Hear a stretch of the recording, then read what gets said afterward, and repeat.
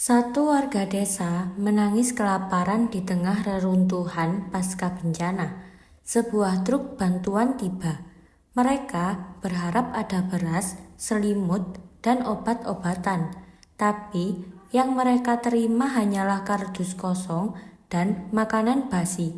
Tak ada yang tahu, sang supir truk telah menukar isi bantuan demi keuntungan pribadi. Tapi takdir membalas dengan cara yang tak pernah ia duga. Azabnya dimulai sejak ia melewati jembatan tua itu malam hari. Truk tua itu meraung melintasi jalanan rusak pasca gempa. Debu dan lumpur menempel di roda besarnya. Di dalam kabin, Dudung, sang sopir truk berusia 45 tahun, tampak santai mengunyah permen karet sambil memutar lagu dangdut keras-keras. Di balik punggungnya, ratusan kardus bantuan tertumpuk bertuliskan bantuan untuk korban bencana alam gratis. Namun, yang tidak terlihat oleh siapapun adalah sebagian besar bantuan itu telah ia tukar. 3 hari sebelumnya, di pinggiran kota, Dudung berhenti di gudang kosong milik kawannya, Komar. Mereka membuka segel beberapa kardus bantuan. Isinya susu bubuk bayi, minyak goreng, selimut bayi, obat-obatan mahal. Semua mereka tukar dengan barang murahan, beras basi, pakaian bekas yang sudah robek, bahkan ada beberapa dus yang hanya diisi batu bata untuk menambah bobot. Lumayan Dun, yang kayak gini bisa dijual lagi, ucap Komar sambil tertawa. Dudung hanya mengangguk, tak merasa bersalah. Toh mereka juga dapat bantuan, gak semua aku ambil, cuma sebagian. Truk Dudung akhirnya tiba di desa Cimukti, sebuah wilayah yang hancur total akibat gempa dan longsor. 2 minggu sebelumnya, rumah-rumah rata dengan tanah, pepohonan tumbang, dan banyak warga tinggal di tenda seadanya dari terpal sobek. Anak-anak kurus, mata sayu, dan para ibu yang kehilangan harapan menanti kedatangan truk itu seperti menanti keajaiban. Ketika truk berhenti, warga berbondong-bondong datang. Ketua RT, Pak Marwan, menyambut Dudung dengan senyum lelah. Alhamdulillah, akhirnya bantuan sampai juga, ucapnya lirih.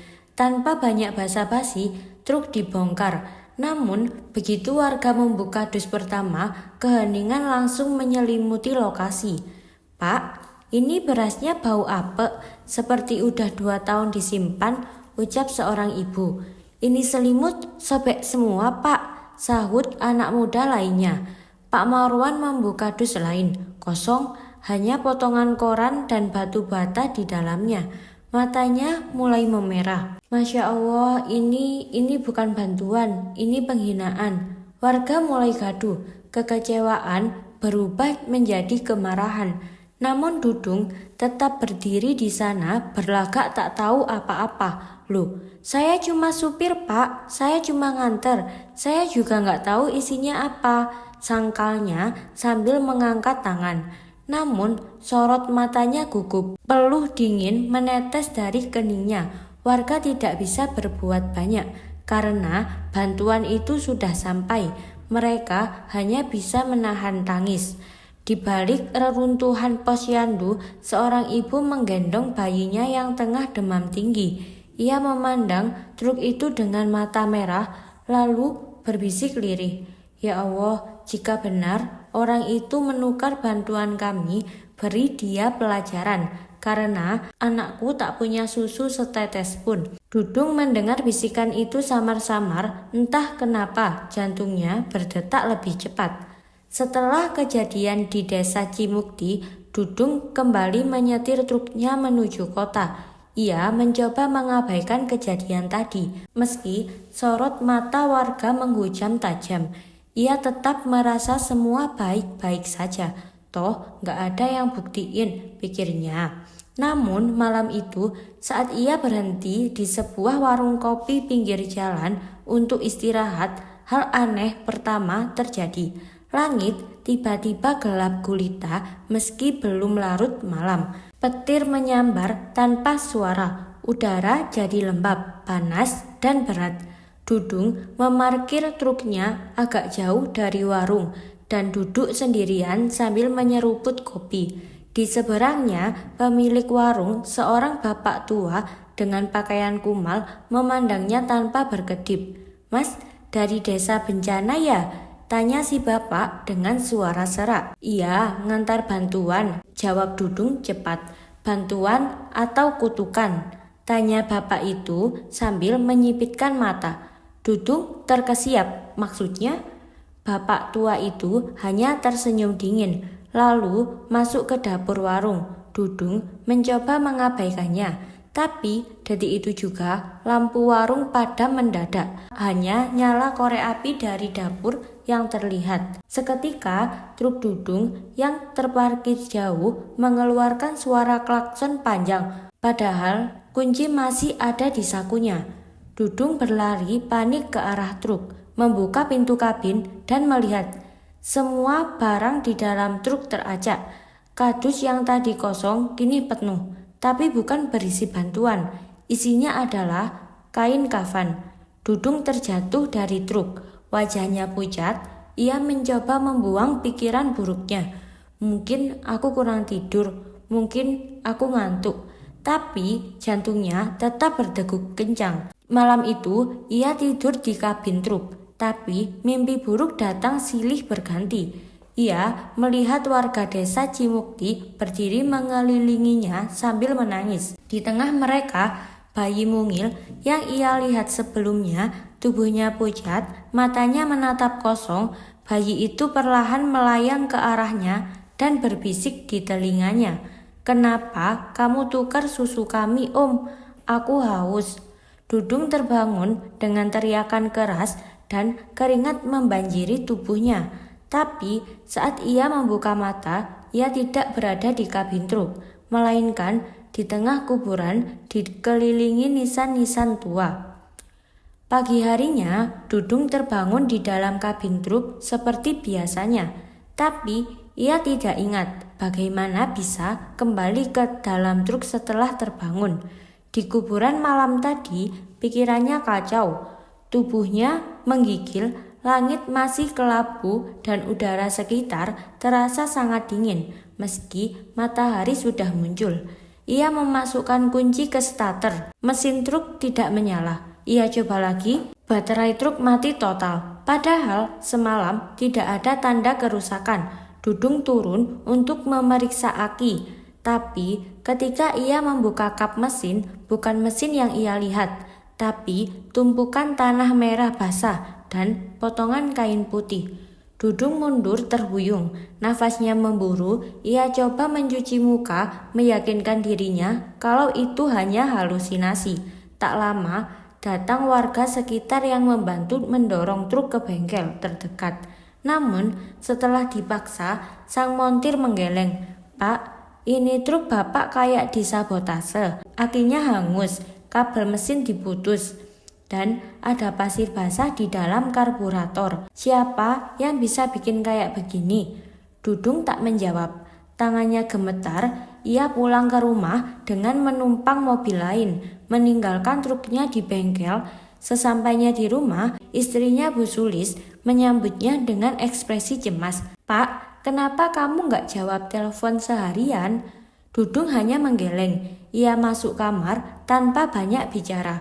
Namun malam itu keanehan berlanjut. Saat ia mencoba makan malam, tiba-tiba lidahnya kaku.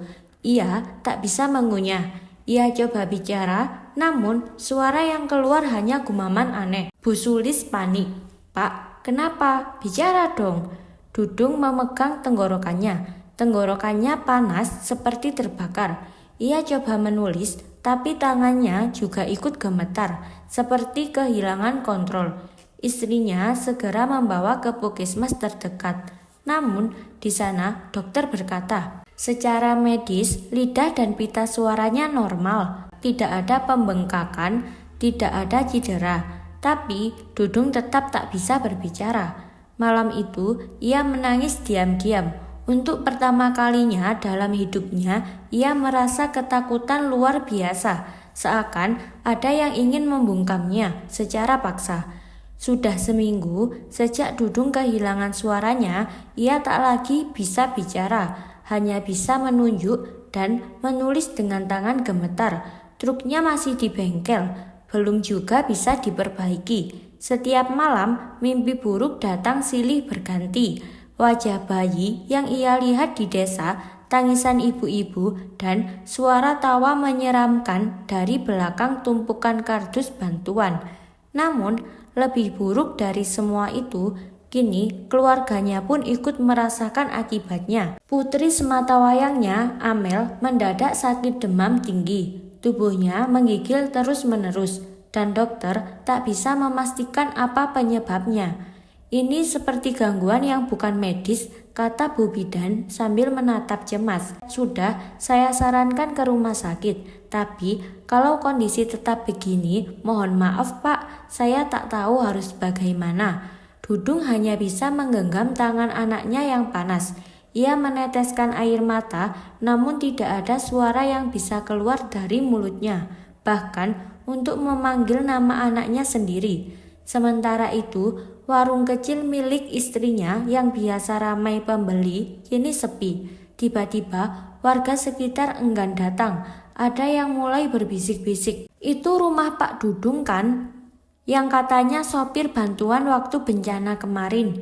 Iya, tapi katanya dia tukar bantuannya. Makanya warga sana cuma dapat sampah. Azab Bu, azab. Bu Sulis hanya bisa menangis saat dagangannya tak laku dan anaknya tergeletak sakit. Ia tak tahu apa yang sedang terjadi dan Dudung yang tahu semuanya hanya bisa diam dalam bisu. Malam harinya, Amel kejang mendadak. Tubuh kecilnya melengkung, matanya terbalik. Bu Sulis berteriak histeris. Dudung menggendong anaknya, berlari keluar rumah. Namun semua tetangga menutup pintu. Tak ada yang mau menolong. Ia menangis tanpa suara. Suaranya seakan direnggut oleh dosa masa lalu. Di tengah jalan, seorang ustadz tua melintas dengan sepeda motor dan menghampiri. Ada apa Pak? Anak sakit? Tanya ustadz itu. Bu Sulis menjelaskan dengan panik. Sang ustadz mengangguk dan membacakan doa pelan. Lalu menatap Dudung tajam-tajam. Ada yang disembunyikan dari hidupmu Pak. Allah takkan menurunkan cobaan seberat ini tanpa sebab. Dudung menunduk, tangannya gemetar, air mata jatuh tak terbendung. Ia ingin bicara, ingin mengakui semuanya, ingin berteriak minta ampun. Tapi lidahnya tetap keluh, tenggorokannya tetap terkunci. Setelah malam yang panjang dan penuh air mata, Amel akhirnya dilarikan ke rumah sakit. Kondisinya melemah dan dokter mengatakan bahwa organ tubuhnya mulai menurun fungsinya akibat infeksi tak diketahui. Dudung hanya bisa duduk diam di ruang tunggu, menunduk dalam rasa bersalah yang mendalam. Di tangannya masih tergenggam kertas yang ia tulis dengan tangan gemetar. Ya Allah, ampuni aku. Aku telah menukar bantuan orang-orang yang kelaparan. Aku telah mengambil hak anak-anak yang butuh obat dan susu. Kalau kau mau ambil nyawaku, ambillah, asal jangan anakku. Namun doa itu hanya tertulis di kertas, tak pernah terucap. Saat malam berganti pagi, kabar buruk datang. Amel menghembuskan nafas terakhirnya. Dalam diam, suara tangis istrinya menggema di lorong rumah sakit. Dudung terduduk lemas, tubuhnya lunglai. Untuk pertama kali dalam hidupnya, ia kehilangan sesuatu yang tak bisa dibeli kembali. Setelah pemakaman, Dudung mengurung diri di kamar. Ia tak keluar rumah selama berhari-hari, tak makan, tidak bicara, tidak melihat siapapun. Namun pada malam ke-7 setelah kepergian Amel, Dudung mendengar suara di mimpinya. Suara seorang anak kecil, lembut tapi jelas. Om, maaf ya, aku haus waktu itu, tapi sekarang aku gak sakit lagi. Dudung terbangun sambil menangis keras. Dan untuk pertama kalinya setelah sekian lama suaranya kembali keluar. Namun suara itu kini serak, berat, seperti luka yang tak sembuh total. Ia bangkit lalu berjalan tertatih ke musola kecil dekat rumah. Duduk bersimpuh di lantai, ia berdoa tanpa henti. Air mata mengalir deras. Beberapa minggu kemudian, truk Dudung dijual. Ia tak lagi menjadi sopir. Kini, ia bekerja sebagai relawan sosial, ikut membantu distribusi bantuan secara sukarela di daerah bencana. Ia tak mau dibayar, ia tak mau dikenal. Ia hanya ingin menebus dosa meski ia tahu anaknya tak akan pernah kembali. Namanya kini hanya disebut pelan-pelan oleh orang-orang yang pernah tahu cerita masa lalunya. Itu Pak Dudung, dulu pernah curang soal bantuan bencana. Tapi sekarang dia yang paling pertama datang bantu kalau ada gempa atau banjir. Keserakahan yang kita anggap kecil bisa menghancurkan hidup sendiri dan orang-orang terdekat. Rezeki yang haram takkan pernah menjadi berkah, sebaliknya bisa menjadi petaka yang merenggut kebahagiaan seumur hidup. Jangan pernah menukar jeritan orang yang sedang tertimpa musibah demi keuntungan sesaat. Jika kisah ini menyentuh hati kamu, jangan lupa tekan tombol like, share, dan subscribe. Dukung terus channel ini agar kami bisa terus menghadirkan kisah-kisah penuh pelajaran hidup. Sampai jumpa di cerita selanjutnya.